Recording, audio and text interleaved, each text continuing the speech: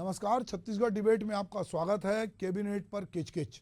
दरअसल अगर जो मोदी सरकार के को जानते हैं या मोदी के ये तीसरे कार्यकाल के पहले विधानसभा चुनाव में भाजपा के तेवर को जानते हैं तो वो जानते हैं कि भाजपा जो है वो नए लोगों को मौका देती है और बहुत बार जो लोग हम इमेज बनाते हैं या हमको लगता है कि ये चेहरे होना चाहिए वो चेहरे कहीं साइड में हो जाते हैं और कोई एक नया चेहरा जो है वो सामने आता है।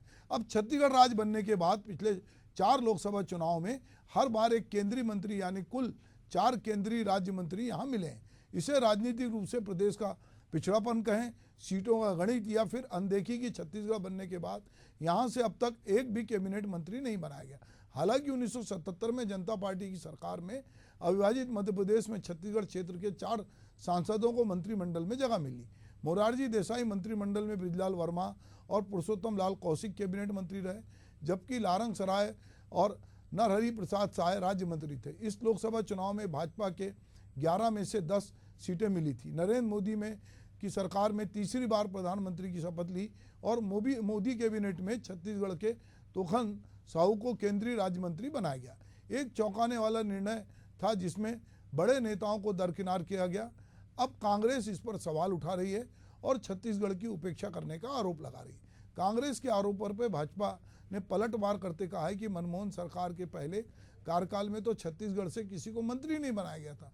दूसरे कार्यकाल में केवल डॉक्टर चरणदास महंत को मौका मिला। कांग्रेस को अपने गिरेबान में झांकना चाहिए। तो चलिए हम देखते हैं कि इस पर कांग्रेस और भाजपा के जो नेता हैं वो किस तरह का बयान दे रहे हैं या उनका इस पूरे मामले में क्या कहना है। हाँ, छत्तीसगढ़ के लिए बड़ा सौभाग्य का विषय है कि केंद्रीय मंत्रिपरिषद में हमारे बिलासपुर के सांसद श्री तोखन साहू जी को हमारे आदरणीय प्रधानमंत्री जी ने शामिल किया है। इसके लिए पूरा छत्तीसगढ़ उनका आभारी है। कैबिनेट के विस्तार में मोदी कैबिनेट के गठन में छत्तीसगढ़ की उपेक्षा की गई। लगातार छत्तीसगढ़ की जनता ने 90% से अधिक सीटों पे भारतीय जनता पार्टी को जिता के वहाँ भेजा है। यदि मोदी फिर से प्रधानमंत्री बन रहे हैं तो छत्तीसगढ़ की जनता का बड़ा इसमें योगदान है। और छत्तीसगढ़ के चुने गए सांसदों को इस प्रकार से उपेक्षित किया जाना बेहद ही निंदनीय है। कांग्रेस पार्टी इसकी निंदा करती है। कम से कम 2 कैबिनेट मंत्री का अधिकार छत्तीसगढ़ का बनता था, लेकिन एक राज्य मंत्री का झुंझुना पकड़ा दिया गया। बेहद ही अत्याचार किया गया है छत्तीसगढ़ के सांसदों के साथ, छत्तीसगढ़ के भारतीय जनता पार्टी के कार्यकर्ताओं के साथ ही छत्तीसगढ़ की जनता की भी उपेक्षा की गई। तो अभी हम देख रहे हैं कि कैबिनेट पे किचकिच। अब कांग्रेस जो है, जो भाजपा यहाँ जीती है, कांग्रेस इस समय विपक्ष में बैठने के लिए मजबूर है। जो कांग्रेस 11 सीट लेकर कभी सोचती थी कि हम 11 की 11 सीटें जीतेंगे, पिछले चुनाव में उसके पास 2 सीट थी, इस बार 1 बची है। पर उसकी चिंता में यह है कि पार्टी पॉलिटिक्स से ऊपर हटकर उनको लगता है कि छत्तीसगढ़ को जिस तरह केंद्रीय मंत्रिमंडल में जगह मिलनी चाहिए थी वो नहीं मिली। चलिए हम इसी पर बातचीत करेंगे और हमारे साथ बातचीत करने के लिए भाजपा के प्रवक्ता तौकीर रजा साहब हैं, उनका स्वागत है। हमारे साथ संदीप दुबे जी हैं, कांग्रेस के प्रवक्ता, मैं उनका भी स्वागत करता हूं। और मेरे सहयोगी कृष्ण कुमार सिकंदर मेरे साथ स्टूडियो में बैठे हैं। सबसे पहले तौकीर भाई मैं आपसे बात करूंगा। कल सबसे बड़े मंत्रिमंडल ने शपथ ली मोदी जी के नेतृत्व में। 8000 लोग उसके गवाह बने और पूरा देश दुनिया उसकी गवाह बनी। सार्क देशों के बहुत सारे राष्ट्रपति उसमें आए, प्रधानमंत्री आए, अलग अलग क्षेत्रों के, धर्म के क्षेत्र के, सिनेमा के क्षेत्र के, उद्योग जगत के बहुत सारे लोग आए और बने। जब अलग अलग राज्यों की बात हो रही थी तो हमने ये देखा कि सबसे ज़्यादा जो सबसे बड़ा राज्य है जहाँ से कि बीजेपी को मुँह की खानी पड़ी, उत्तर प्रदेश से 11 मंत्री बने। हमने ये भी देखा कि जो चूंकि इस बार गठबंधन की सरकार है तो गैर भाजपाई 11 मंत्री बनाए गए, 30 कैबिनेट मंत्री बनाए गए, 5 स्वतंत्र प्रभार के बनाए गए और 36 जो है राज्य मंत्री बनाए गए। छत्तीसगढ़ से तोखन साहू जी जो बिलासपुर के सांसद हैं, पहले वो विधायक रहे हैं, संसदीय सचिव रहे हैं, उनको मंत्रिमंडल में लिया गया। अमूमन हम देख रहे थे कि मीडिया में, राजनीतिक हलकों में बहुत चर्चा थी। उसमें एक चर्चा ये थी कि अगर सरोज पांडे तो खैर नहीं जीती तो लोग ये मान के चल रहे थे कि सरोज पांडे तो चूंकि बड़ी राष्ट्रीय नेता रही हैं तो मंत्रिमंडल में आएंगी। अब उनके बाद नाम आ रहा था संतोष पांडे का, क्योंकि उन्होंने भूपेश बघेल को हराया था, दूसरी बार के सांसद थे। फिर विजय बघेल का नाम आया और फिर आया कि 8 बार के विधायक जिनको अभी सांसद का चुनाव लड़ाया गया। पूर्ववर्ती मध्य प्रदेश में जो शिवराज सिंह के साथ या कहें कि तोमर जी के साथ और बहुत सारे कैलाश विजयवर्गीय के साथ राजनीति कर रहे थे ब्रिजमोहन अग्रवाल, वो मध्य प्रदेश में मंत्री थे और उसके बाद छत्तीसगढ़ में मंत्री थे और यहाँ के दबंग नेता हैं। पर छत्तीसगढ़ में एकदम इन सब नामों से चौंकाते हुए जातिगत समीकरण कहें, क्षेत्रीय समीकरण कहें, कि तोखन साहू जी को केंद्रीय मंत्रिमंडल में राज्य मंत्री के रूप में लिया गया। अब इसको लेकर कई तरह की बातचीत राजनीतिक क्षेत्रों में हो रही है और ये भी लोग मान रहे हैं कि एक प्रकार से ब्रिजमोहन अग्रवाल को थोड़ा सा किनारे किया गया। अभी गुंजाइश बाकी है, अभी मंत्रिमंडल में गुंजाइश बाकी है। अगर मोदी जी चाहेंगे तो वो 81 मंत्री ले सकते हैं, अभी 10 की जगह बाकी है। और तो ये जो बातचीत चल रही है इसमें जिस तरह से कह रहे हैं कि छत्तीसगढ़ की उपेक्षा हुई है, एक समय था जब विद्याचरण शुक्ल जो हैं छत्तीसगढ़ का प्रतिनिधित्व करते थे मध्य प्रदेश में, तो ये पूरे देश की जो कैबिनेट होती थी उसमें नाम जाता था कि शुक्ल जो है विद्याचरण शुक्ल वो बहुत नज़दीक हैं। उसके बाद हमने देखा कि कालांतर में धीरे धीरे जब छत्तीसगढ़ राज्य बना तो जैसा हमने पूर्व में बताया कि कौन कौन, चाहे डॉक्टर रमन सिंह हो, चाहे चरणदास महंत हों, या उसके बाद हमने लगातार नाम बताए कि ये लोग मंत्री बनाए गए। पर लोगों को लगता है कि छत्तीसगढ़ ने जिस तरह बीजेपी को का परचम फहराया है और बड़ी जीत दर्ज कराई है तो इसमें और मंत्री होना था। तौकीर भाई जी धन्यवाद। ऐसा है कि आपने देखा कि अगर राज्य मंत्री बनाया गया है तो ये अपने आप में सौभाग्य की बात है छत्तीसगढ़ के लिए। और सबसे बड़ी बात, हमारा एक ओबीसी वर्ग है, उसका चेहरा जो एक किसान नेता है, किसान परिवार से हैं, उनको बनाया गया। इस परिप्रेक्ष्य में देखते हुए हमारी पार्टी जो है उसको उनको मंत्री बनाई है। ये अपने आप में उपलब्धि है और प्रदेश के लिए सम्मान की बात है। रही बात कि सीनियरों को या राज्य मंत्री बनाने की, तो ऐसा है कि पहले राज्य मंत्री के बारे में बात करूं कि राज्य मंत्री या कैबिनेट मंत्री से कोई फर्क नहीं पड़ता। पहली बात तो मंत्री बनना अपने आप में उपलब्धि है और ये छत्तीसगढ़ राज्य की गर्व की बात है, गरिमा की बात है। आपने देखा होगा ये सिर्फ नेतागिरी कर रहे हैं, इसके अलावा कुछ नहीं कर रहे। आप इसमें नेतागिरी क्यों कर रहे? भैया हमारा ये मामला है, हमने दिया है, हो सकता है कल कैबिनेट मंत्री बन जाए।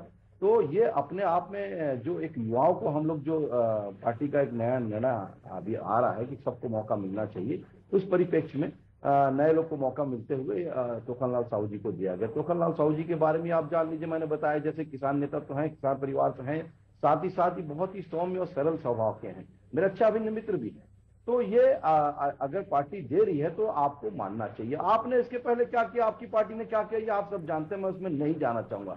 राज्य मंत्री तो आपकी पार्टी नहीं बनाई चरणदास महंत, तब तो हम किसी ने प्रश्न नहीं किया था। आप इन सब चीज में क्यों जाते हो भाई? वो ये राज्य मंत्री बना दिए, ये कैबिनेट मंत्री बना दिए, ये पार्टी का निर्णय है। किसी पार्टी का अपने जो उनको बनाना है उसके हिसाब से वो देखती है कि किस राज्य से कितने लोग को लेना चाहिए, किस राज्य से कितने को, किस समाज से लेना चाहिए, किस आप एबिलिटीज में जो है, जिन हमको अलग अलग एबिलिटीज के नेता चाहिए, मंत्री चाहिए, तो उसके हिसाब से वो लेती है। तो सबको सब चीजों को देखना पड़ता है, किस प्रकार से क्या क्या उपलब्धियां एक्स्ट्रा है। साथ ही साथ अगर किसान परिवार से लेने का शायद निर्णय रहा हो, इसलिए शायद ये हो, तो ये अपने आप में उपलब्धि है। हमको ये सब में नहीं जाना चाहिए। और अगर जाने की बात है तो फिर साहब इतिहास की परतें उखाड़िए, तो पहले अपने गिरबान में झांकिए, उसके बाद बात करिए साहब। दूसरों को इल्जाम लगाने से पहले अपने गिरबान में झांकिए, जहां आप एक उंगली उठाने से पहले अपने गिरबान में झांकिए। ये सब ठीक नहीं है। यह बड़ी बात है कि उनको राज्य मंत्री बनाया गया है और वो हमारे राज्य का प्रतिनिधित्व करेंगे, और जो भी अच्छे से अच्छा उनको जो विभाग होगा वो भी एक अच्छा मिलेगा और वो करके दिखाएंगे। उसके पहले जितने, चाहे वो राज्य मंत्री हमारे डॉक्टर रमन सिंह जी रहे हों, चाहे उसके बाद विष्णुदेव साय जी रहे हों, चाहे आपके सरकार में 14 के पहले देखे तो राज्य मंत्री ही रहे हैं, कोई कैबिनेट मंत्री नहीं थे अगर छत्तीसगढ़ की बात करेंगे। तो ऐसा नहीं है, आपको समझना चाहिए। और दूसरों को इस टाइप से आरोप प्रत्यारोप में लगाकर बदनाम करने की कोशिश नहीं करना चाहिए। हर चीज में राजनीति शोभा नहीं थी जी। तो तौकीर भाई अपनी बात कह रहे हैं कि उनके घर में जो व्यवस्था है उसके अंतर्गत अगर तोखन जी को यहाँ से राज्य मंत्री भी बनाया गया है, तो राज्य का प्रतिनिधित्व है, उसको इस तरह से नहीं लेना चाहिए, और वो पिछले इतिहास की भी बात कर रहे हैं।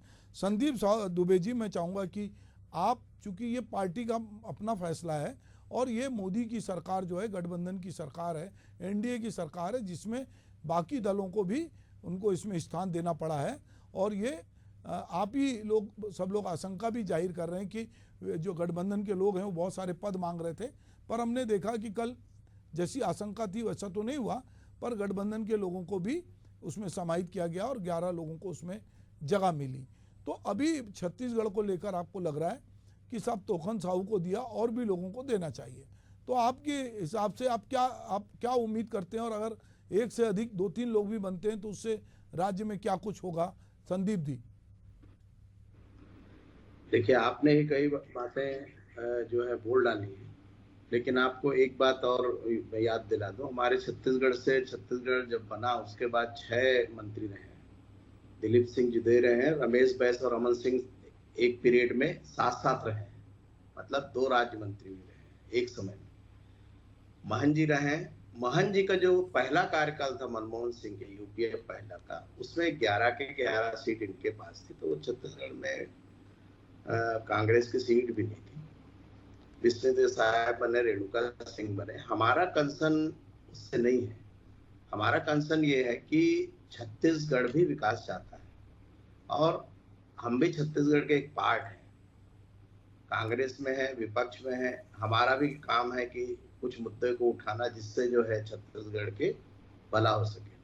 अब रही बात, आपको कानूनी एक बात बता देता हूं कि मंत्रिमंडल ने 15% लोगों को लेना है। 15% में संविधान में कहीं भी ये नहीं है कि कैबिनेट के 10 लेंगे या 30 लेंगे और राज्य मंत्री लेंगे स्वतंत्र और 5 लेंगे, ऐसा कुछ नहीं। पूरे के पूरे कैबिनेट से भी लिए जा सकते हैं, कैबिनेट मंत्री पूरे के पूरे लिए जा सकते हैं। कैबिनेट मंत्री का एक अलग पावर रहता है। राज्य मंत्री ये होते हैं कि अभी मोदी गवर्नमेंट में तो खैर ये देखा गया कि कैबिनेट मंत्री का भी कोई बहुत ज्यादा जो है अस्तित्व रहा नहीं। अरे शाह के अलावा या राजनाथ सिंह के अलावा 2-3-4 नाम के अलावा जो है, लेकिन कैबिनेट मंत्री के अंतर्गत जो है ये 2 से 3 राज्य मंत्री को रख देते हैं।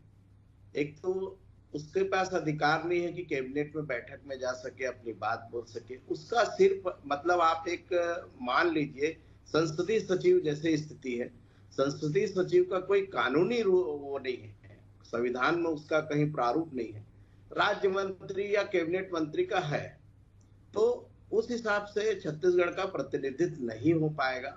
और छत्तीसगढ़ ने आज से नहीं, 96 से पहले से लगातार जो है बीजेपी को सीट देते आ रही है। लोकसभा में, पार्लियामेंट में अधिकतम सीट देते आई है। तो हमको लगता है कि एक कैबिनेट मंत्री यहाँ से होना चाहिए था। अभी भी 11 सीट खाली है। और रही बात, इसमें भारतीय जनता पार्टी का एक आंतरिक लड़ाई भी है, उससे आप सहमत होंगे। जब नरेंद्र मोदी जी प्रभारी बन के छत्तीसगढ़ में आए, जिस समय इनको जो है राज्य गठन के बाद जो सरकार बनाना था रमन सिंह के समय, उस समय जो बृजमोहन अग्रवाल से जो लड़ाई और ये सब हुआ था, हमला हुआ था भाजपा कार्यालय में, वो सब मालूम है। मैं इस बात को कहूंगा तो आज देश के प्रधानमंत्री है, उनके ऊपर उंगली उठ जाएगी।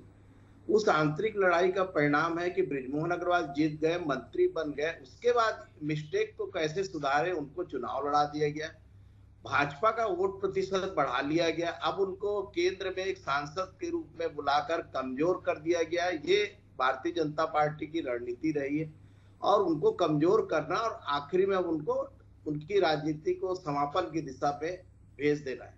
नहीं तो इतना दबंग नेता अगर मतलब हम कांग्रेस से हैं, फिर भी ये कह रहे हैं कि अगर सरकार इनकी है तो एक दबंग नेता को मंत्री के रूप में लेना था और ये ले नहीं पाए। अब जो रही बात, तोखन साहू जी चूंकि बिलासपुर से हैं, मैं उनके बारे में ज्यादा कहूंगा नहीं। हमारे लिए तो एक खुशी की बात है, लेकिन आप सिर्फ जो है इनके कार्यों से मूल्यांकन कर पाएंगे। अब आने वाले समय में तोखन साहू छत्तीसगढ़ के लिए क्या क्या कर पाएंगे ये आपको 1 महीने में दिख जाएगा। अभी मैं आपको अब साथ बोल दूं, क्योंकि एक बड़ा इशू भी आज अचानक हो गया बलौदा बाजार में। शासन तो सब जगह फेलवर है, तो इनके राज्य मंत्री बना देने से, कैबिनेट मंत्री बना देने से वो भी कुछ कर पाने की स्थिति में नहीं है। आज पूरा मंत्रिमंडल दिल्ली में जो है घूम घूम के मिठाई बांटना, बुके देने के काम कर।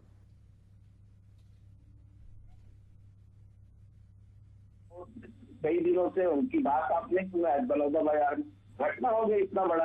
ठीक है संदीप जी, हम बलौदा बाजार की घटना पे अलग से बात करेंगे, क्योंकि वो एक धार्मिक भावना आहत होने से किन्हीं असामाजिक तत्वों द्वारा जैत खम के वहाँ तोड़फोड़ करने से एक समाज उग्र हुआ है, और वो प्रशासन का फेल्यूर है। क्योंकि अगर नेता होते भी तो नेता क्या करते, समझाइश देते, पर प्रशासन का फेल्यूर है कि उनको ये उम्मीद नहीं थी कि ये समाज इतना उग्र प्रदर्शन करेगा। वो एक जांच की भी अभी आदेश हो गए हैं। मैं तौकीर भाई, आप कुछ कहना चाह रहे थे, मैं आप तक पहुंचता हूं। जी देखिए, ये आंतरिक लड़ाई की अगर ये बात करते हैं तो हमारे यहाँ किसी प्रकार की आंतरिक लड़ाई नहीं है। अगर आपने देखा होगा कि आंतरिक लड़ाई की बात करें तो आप साहब एक बार संदीप जी, एक बार तौकीर भाई को बोलने दीजिए, फिर मैं मौका देता हूं आपको जी। हाँ बोलिए तो तौकीर। तो हमारे यहाँ किसी प्रकार की आंतरिक लड़ाई वाला विषय नहीं है। ये वो वरिष्ठ नेता है, साथ ही साथ संतोष पांडे जी वरिष्ठ नेता है, विजय बघेल भी ऐसे बड़े वरिष्ठ नेता भी हैं। अगर ऐसी बात करें तो सब किसी को भी बना सकते थे, ऐसा कुछ नहीं है। हमारी पार्टी का ये निर्णय है, और जो भी निर्णय है वो अच्छा ही निर्णय रहा कहलाएगा आने वाले भविष्य में। आप 1 महीने की बात करते हैं, आप पूरा कार्यकाल देखिए साहब। और आंतरिक लड़ाई की बात करें तो साहब, आपकी आंतरिक लड़ाई जाके जरा देखिए ना, ये दुनिया ने देखा है कि आपके केसरी साहब को कैसा उठा के, सीताराम केसरी को कार्यालय साहब लोग ने उठा के फेंका था, राष्ट्रीय अध्यक्ष रहे, फिर वो उसको उन्होंने हटाया नहीं गया, तो उसके पहले उठा के फेंक दिया गया, तो बाद में निर्णय हुआ कि वो हट गए। तो आप ये सब मत बताइए साहब, हमारा निर्णय जो होता है वो उचित निर्णय होता है। रही बात विकास की, तो विकास की गंगा तो जब आपकी छत्तीसगढ़ की भूपेश बघेल की भ्रष्ट सरकार रही और कोई कार्य नहीं करी, तब भी भारतीय जनता पार्टी की केंद्र में सरकार रही। जितना दिया है वो सोच नहीं सकते उससे ज्यादा दिया है। हमारी जब सरकार थी, डॉक्टर मनमोहन सिंह की सरकार 15 वर्षों में, वो जितना दी थी उससे ज्यादा आपको कांग्रेस की सरकार ने दिया है। लेकिन आप लोगों ने सिर्फ अपने जेबें भरी, भ्रष्टाचार किया, और इसमें जनता ने उखाड़ फेंकी। आपको अपनी समीक्षा का समय है, आप अपनी समीक्षा करिए साहब, हमारे को सब बताने की आवश्यकता नहीं है। ये किसी का पद देने से कोई असम्मानित नहीं होता, बल्कि सम्मानित होता है। राज्य की बात है, हो सकता है हमारी पार्टी एक की जगह 2 राज्य मंत्री और को भी बनाया जा सकता है केंद्रीय मंत्री, तो उसमें कोई बड़ी बात नहीं है। निर्णय है, भविष्य में बदला भी जा सकता है, तो या प्रमोशन भी किया जा सकता है कैबिनेट में। तो ये कोई बहुत बड़ा काम नहीं, काम है काम करके दिखाना। उद्देश्य है विकसित भारत की ओर बढ़ता हुआ जो कदम है वो बढ़ाना। हमने जो विकास किया है इन 10 वर्षों में, आपने 60 साल में कुछ नहीं किया साहब, हमने 10 वर्षों में इतिहास रच दिया है। माननीय मोदी जी के जो विकसित भारत का जो स्वप्न है उसको पूरा करने हम जा रहे हैं। और अगर आप बात करें तो आपने जरा देखिए साहब, 99 के आंकड़े में आप बना रहे थे सरकार। अरे पूरी सरकार, पूरे आपके इंडिया अलायंस होने के बाद भी अकेला हमारा बहुमत के बराबर नहीं कर पाए।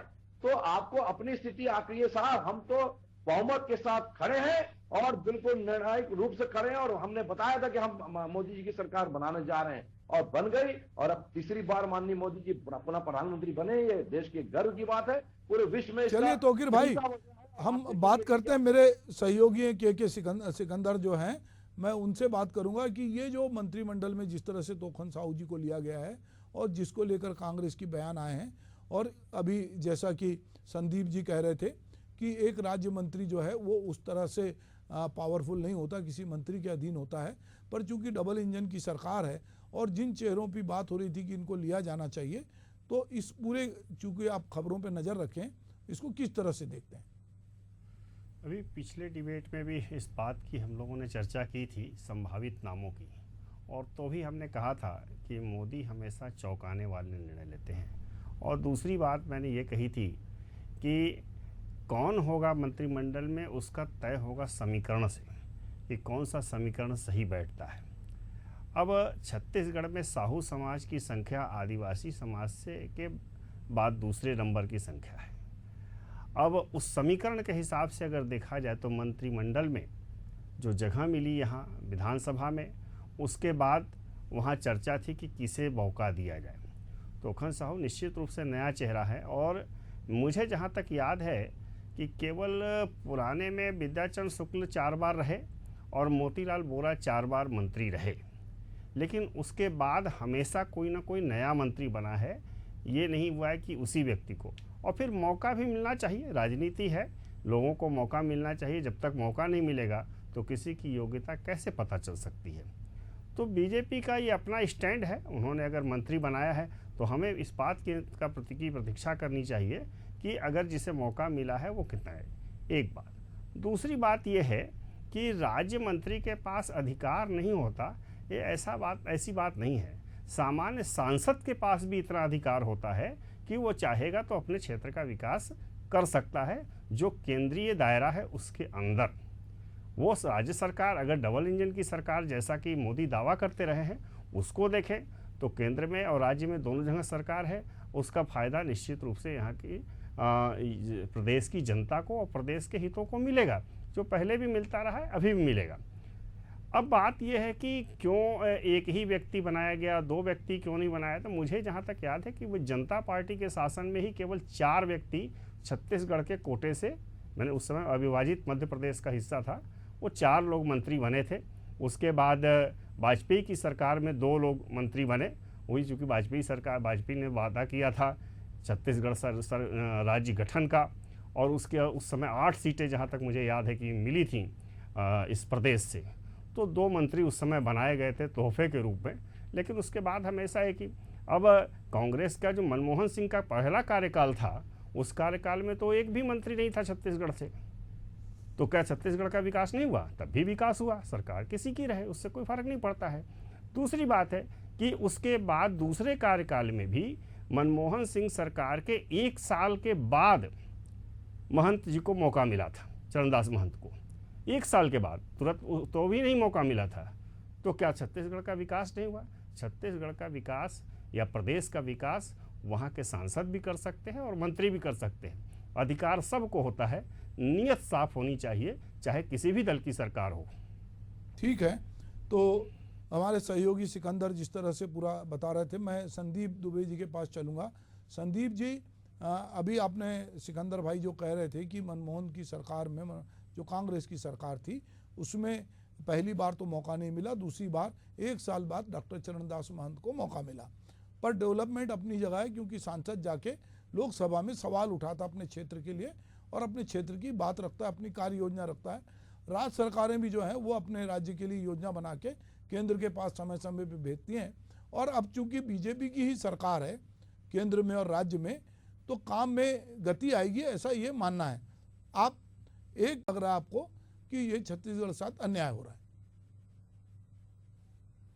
नहीं, अन्याय हो रहा है हम ये बोल रहे हैं। आज के समय में जब ये स्ट्रांग पोजीशन में है, एक कैबिनेट मंत्री अगर देते तो उससे छत्तीसगढ़ को ज्यादा फायदा, वो कुछ करने की स्थिति में रहती। मेरे ख्याल से किसी को इस बात में वो नहीं होगा कि एक स्ट्रांग लीडर भी होना चाहिए। विद्याचरण शुक्ल अपने आप में एक स्ट्रांग लीडर थे, चाहे सांसद भी रहते तो भी वो काम कर सकते थे।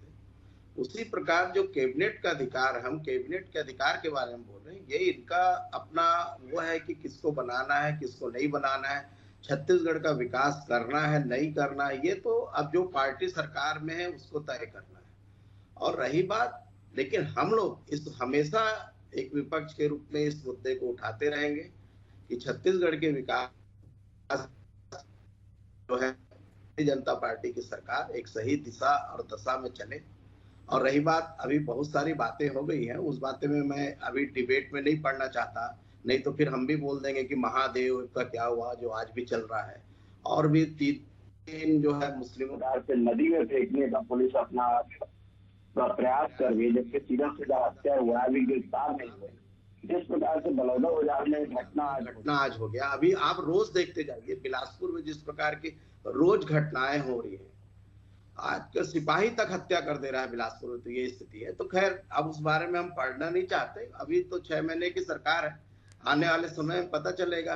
और रही बात जो कांग्रेस के प्रति एक भ्रष्टाचार का नैरेटिव बना दिया गया है, तो आज भूपेश बघेल जी को आज तक गिरफ्तार आपने नहीं किया। सिर्फ एक आरोप लगाते, लगातार आरोप लगाते रहने से कुछ नहीं होता।